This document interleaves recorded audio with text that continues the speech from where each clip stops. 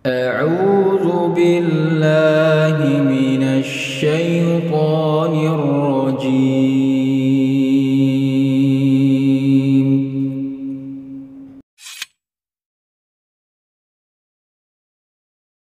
Jadi ada beberapa pertanyaan dari Pak Ardi yang saya pahami berdomisili di Pinrang, Sulawesi Selatan, berdomisili di Parepare, Sulawesi Selatan, cuman asal kampung beliau di Pinrang. Jadi kalau yang ditanyakan zakat fitrinya dikeluarkan di mana, maka dia asalnya mengeluarkan di tempat yang dia berada di situ, yang dia tinggal di situ. Karena dasarnya zakat itu diambil dari orang yang berkewajiban mengeluarkan zakat dan diberikan kepada orang-orang fakir yang berada di sekitarnya. Iya. Kecuali kalau penanya misalnya beliau tinggal juga di daerah asalnya, maka tidak ada masalah dia salurkan di sana. Kemudian yang kedua, kemana dia serahkan? Ini hukum yang penting saya ingatkan di sini. Jadi kalau pemerintah meminta agar zakat diserahkan kepada mereka, maka kita wajib menyerahkannya kepada pemerintah.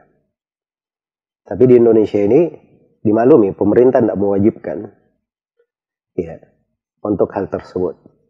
Pemerintah hanya merekomendasi lembaga-lembaga yang diberikan zakat itu zakat harta maupun zakat yang lainnya. Adapun panitia zakat fitri yang berada di masjid-masjid itu bentukan pribadi namanya. Bentukan dari orang-orang yang mengelola masjid secara pribadi, itu bukan pemerintah. Iya. Dari sudut hukum fikih tidak disebut sebagai amil zakat, tidak disebut. Mereka hanya disebut suatu orang yang berbuat kebaikan, membantu orang menyalurkan zakatnya. Dan itu enggak ada masalah kalau sepanjang dia bertindak sebagai wakil untuk menyalurkan zakat tersebut. Untuk menyalurkan zakat. Maka tidak ada masalah dia berikan kalau memang dia percaya bisa menyalurkannya. Dan zakat fitri dikeluarkan dalam bentuk beras. Tidak boleh diuangkan, beras yang biasa dia makan. Iya. Dan zakat fitri itu hanya diberikan kepada fakir miskin saja. Tidak ada penyaluran lain untuk zakat fitri kecuali untuk fakir dan miskin saja. Dan itu pendapat mayoritas ulama. Berdasarkan hadits Ibnu Abbas riwayat Abu Daud, wa tu'matan lil masakin, sebagai makanan untuk orang-orang miskin. Ya, fakir itu lebih mengenaskan atau lebih perlu daripada miskin. Jadi kalau miskin disebut, fakir pasti masuk di dalamnya. Fakir pasti masuk di dalamnya. Baik, saya sekarang mengeluarkan zakat fitri. Tapi saya juga miskin. Apakah saya boleh diberi zakat fitri?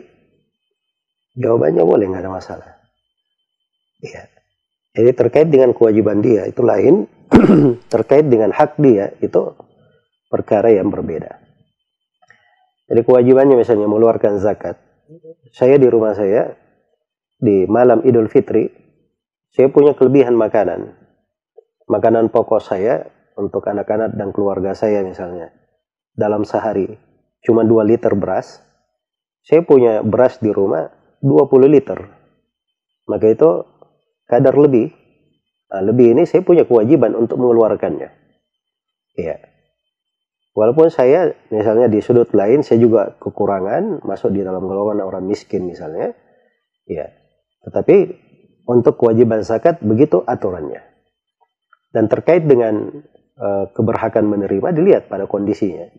Ya memang di kesehariannya atau di kehidupannya misalnya orang yang bekerja tapi penghasilannya tidak cukup atau sama sekali tidak ada penghasilan, maka itu masuk di dalam miskin yang boleh diberikan zakat padanya.